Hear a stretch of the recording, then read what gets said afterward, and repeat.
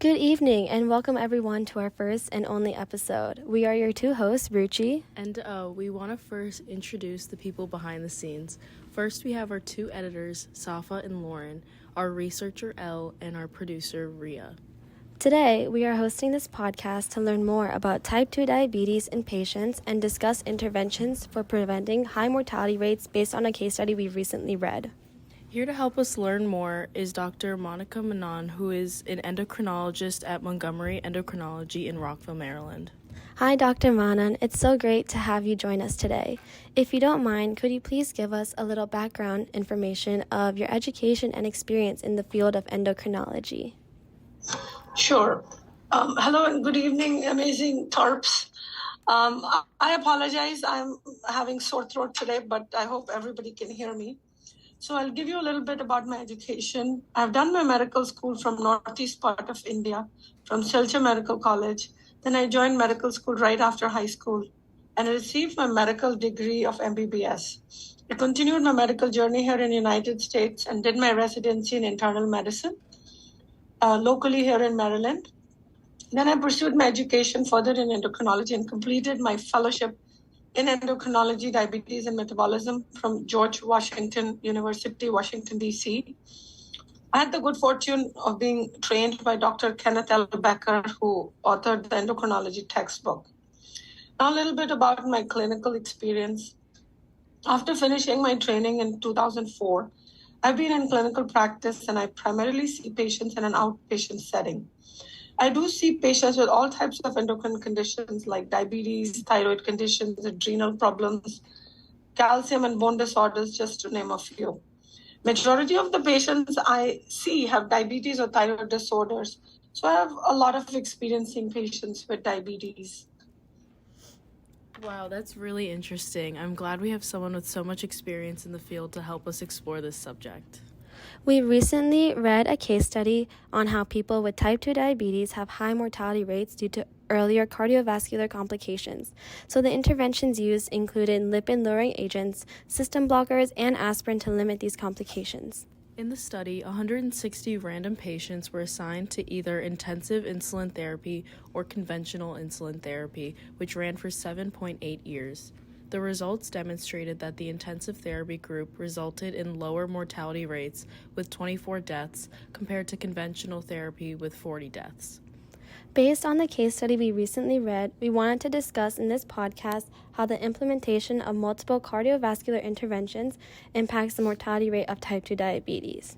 We invited you, Dr. Mannan, to please discuss this question with us today. Dr. Mannan, we wanted to learn a little more about the background of type 2 diabetes. What type of screenings are performed to diagnose these type 2 diabetes patients? Screening in adults, which I am going to discuss today, are based on the guidelines of standards, which are published in Standards of Diabetes Care. So first, we want to know who to screen. So any adult who's 35 years of age should be screened for diabetes.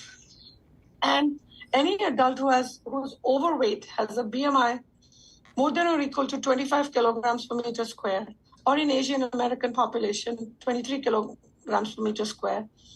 And if these individuals have more than one risk factor should be screened. And the risk factors are as follows. Any first-degree relative with diabetes, high-risk ethnicity groups like African American, Asian American, Native American, Latino, and Pacific Islander, anybody who has history of cardiovascular disease, anyone who has hypertension, either treated or untreated, abnormal cholesterol levels where the HDL levels are low and the triglyceride levels are above 250 milligrams per deciliter and HDL is below 35 milligrams per deciliter. Any female with polycystic ovarian syndrome, anyone who is physically inactive, they should be screened. And people with pre-diabetes, we'll tell you what pre-diabetes and diabetes mean. And any woman who's had a diagnosis of gestational diabetes, that means diabetes which appeared for the first time during pregnancy, and any person who has HIV. So Now you know who to screen. Now you want to know how to screen. What are the tests?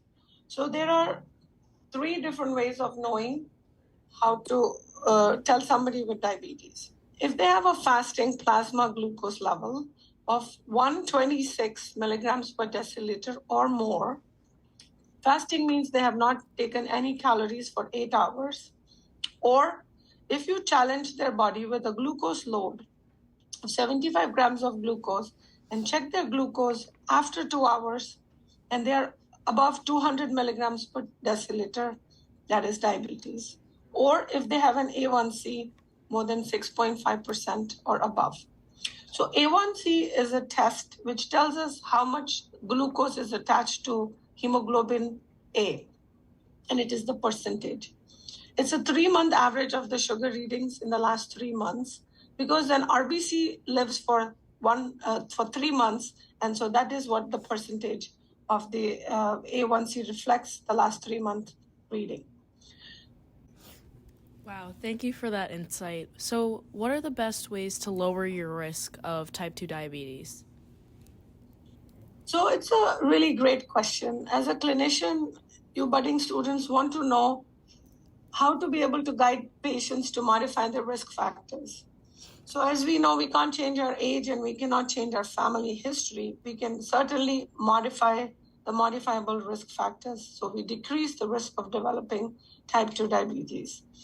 There have been several randomized control trials showing the benefit of behavior modification in reversing diabetes or preventing it from happening. I would like to mention the diabetes prevention program trial.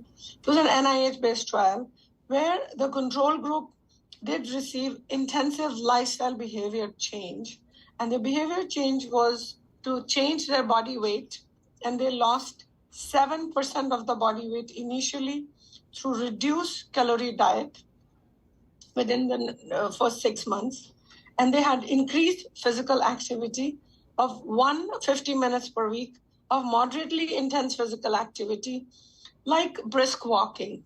Any activity which would make you little short of breath would be considered a moderately intense physical activity.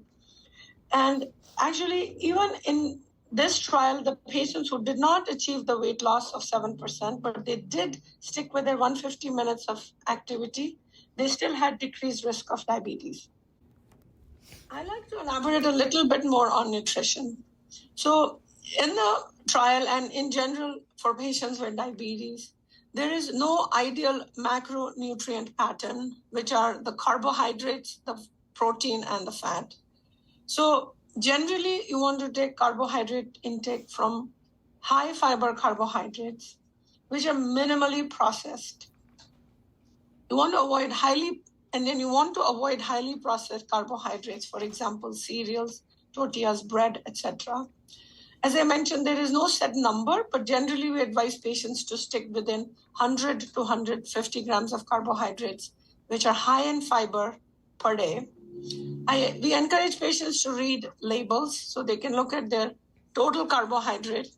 You guys must have been used to seeing every food label. There's a nutrition fact, which is divided into the serving size. Pay attention to the serving sizes, the calories, the fat content. It should be below 3.5 grams.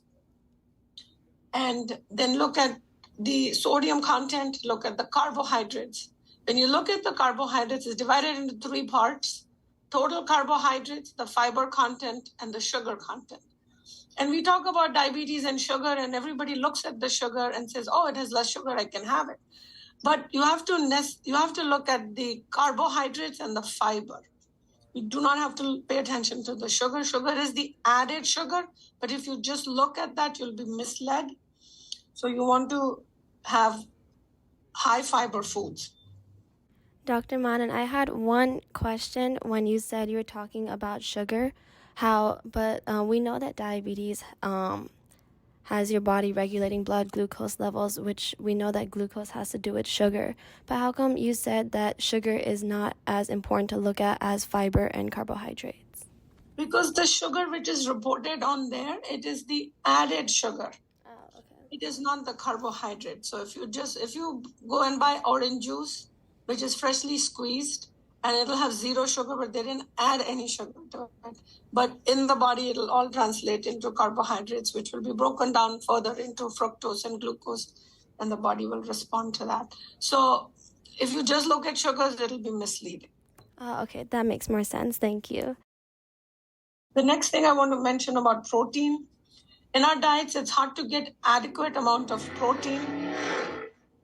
The total protein which is recommended is 0.8 grams per kilo of protein per day. And then you also want to take decreased dietary fat and calorie reduction. The emphasis is mainly on eating healthy eating patterns, which is strongly recommend having Mediterranean type of eating pattern. Mediterranean countries around Mediterranean Sea eat healthy. They may differ from culture to culture, but generally the concept is the same. They eat lots of fresh vegetables and fruits, whole grains, then beans, having nuts and seeds, olive oil primarily as the source of fat, which provide unsaturated fats and polyunsaturated fats. Eat moderate amount of fish, egg, and poultry. Mediterranean diet is also limited in added sugar, like sugary beverages, and it also has less sodium and less refined foods. And you can see this repetition in what I've said before and what this diet has. Generally, also, we like our patients to keep their sodium intake less than 2,300 milligrams per day. Many patients will tell us that they don't eat any sodium, but once we ask them to track their sodium, they are eating 4 times of what they normally should be, but their belief is that they don't eat much. Alcohol intake is advised to be kept to minimum, 0 to none in my opinion. So this is just a brief description of the diet we recommend for patients to modify their diet so they can prevent developing diabetes. We just had one more question. We know that a lot of people are affected by type 2 diabetes because we know that it occurs later on in many people's lives. How do we say that it could be a public health issue for today's world? Yes, diabetes certainly is a public health issue. First of all, it's a very silent disease. If people don't pay attention, by the time they're diagnosed with diabetes, they may already have coexisting conditions. For example, 69% of them may already have high blood pressure, and 44% may have high cholesterol and still may not know about it. And about 40% of patients with diabetes will end up having chronic kidney disease, and many will have blindness. So diabetes is a major risk factor for blindness, kidney failure, and non-traumatic limb amputation. It increases the risk of heart disease and stroke by 2 to 4 times. And actually in America, many years ago, about 10 years ago, there were only 30 million Americans who had diabetes. Now it's 37 million Americans who have diabetes. 1 in 10 Americans have diabetes. And you may notice that I'm not calling them diabetics because we don't want to label them diabetic. We just say patients have diabetes.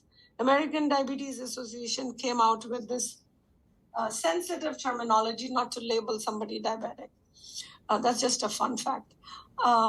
So about 1 in 5 people who have diabetes don't even know they have diabetes. And about 1 in 3 diabetes, 1 in 3 adults have pre-diabetes. And pre-diabetes is an in-between number. As I said, for diagnosing diabetes, 126 and above plasma glucose, but normal is 100, below 100. So 100 to 125 is called pre-diabetes. And if they've done a glucose tolerance test and your sugar is above 200 after taking 75 grams of glucose load, if it is between 140 and 200, it is called pre-diabetes. A1C, if it is between 5.7% and 6.5, that is called pre-diabetes. So many patients, pre-diabetes patients, if they don't take care, they'll progress to diabetes. It's also a precursor of diabetes.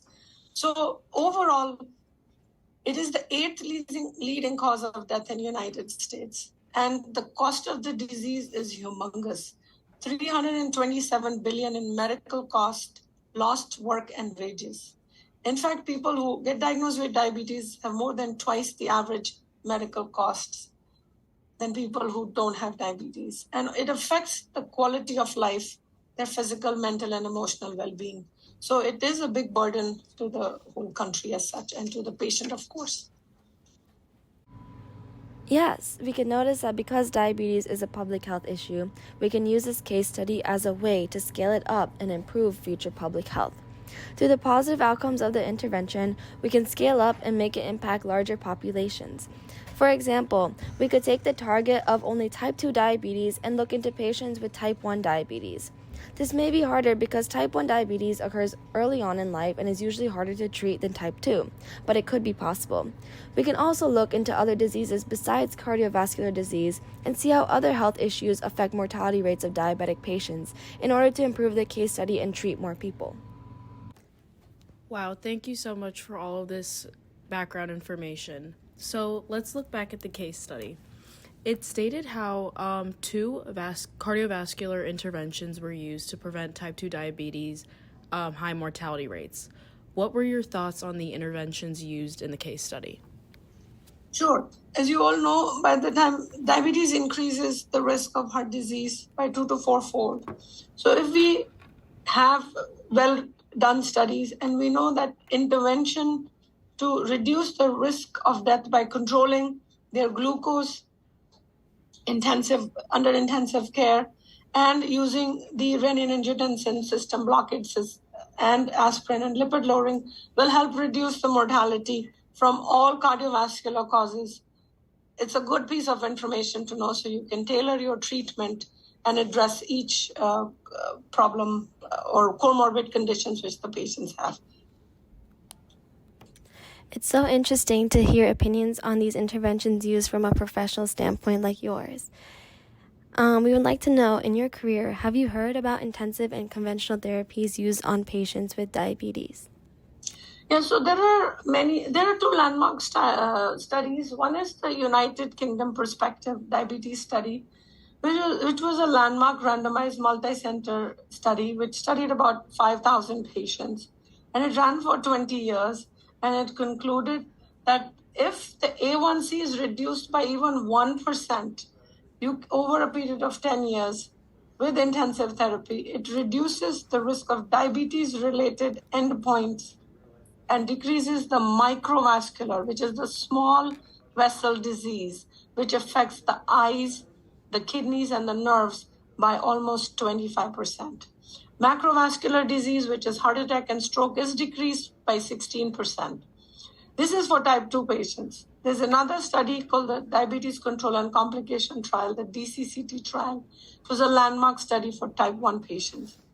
And it again said that if patients keep their A1C by intensive therapy below 7%, they have 60% risk of decreasing the risk of microvascular complications. So that information is huge. I agree with your input, Dr. Mannan. We can also say that these interventions are great in a way that it diminishes not just mortality of diabetic patients, but also the mortality of patients who have cardiovascular complications. If you look at it, it solves two problems at once. But because the intervention focuses so specifically on diabetes, it could be a con in terms of not being scaled up to a broader population that we talked about earlier in the podcast. Well, thank you, Dr. Mannan, for answering all of our questions today and your input on the case study. We appreciate you for taking the time to join us today on our podcast. Through the case study, we can conclude that the intensive therapy group had lower mortality rates in diabetic patients with previous cardiovascular complications. We can observe in this intervention that it was effective in its goal. The use of intensive therapy lowered the outcome of high mortality rates with patients with heart complications. The case study stated that the use of statins and antihypertensive drugs potentially had the largest effect in reducing mortality rates. These drugs were a part of the intensive therapy group. Dr. Mannan's input can tell us that limiting these cardiovascular complications can also reduce the risk of high mortality rates of diabetic patients. For those listening in today who have diabetes, you can also implement these precautionary actions in order to sustain a healthier and longer life. Simple interventions that could be taken, such as exercising daily and eating heart-healthy foods, focus on keeping the heart stronger to reduce high risk of mortality from type 2 diabetes. And even if you don't have diabetes, you can use these interventions to have a healthy heart and to live a long life and reduce the risk of getting diabetes. The intervention is intended to carry out its effects on the patients for a prolonged period of time. The intensive and conventional therapies can be used simultaneously with these simple interventions to create the best outcome possible for people suffering with type 2 diabetes. Using these interventions will not only help people with the disease currently, but will also affect future generations. Heart complications will be tied to diabetes in the future, so it is imperative that these interventions are carried out so that the positive changes in health are the outcome in the long run. As we wrap up today's episode, we wanted to inform you guys that type 2 diabetes is a serious public health issue, and as we've seen, it can lead to devastating problems if left untreated. As Dr. Mannan stated, simple things such as a good diet and exercise can help reduce diabetic issues, and like we've seen, these cardiovascular therapies can improve the health of patients who may already have diabetes. Thank you for joining in on our episode today and learning more about how we can use the right cardiovascular interventions to prevent mortality. And thank you, Dr. Mannan, for joining us on our podcast. Thank you.